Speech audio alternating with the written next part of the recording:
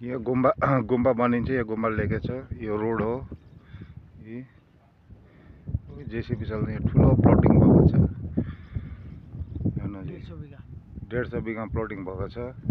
यो रोड हो। यहाँ गुम्बाले लिएको छ। यो जमिन रोड लागेको छ।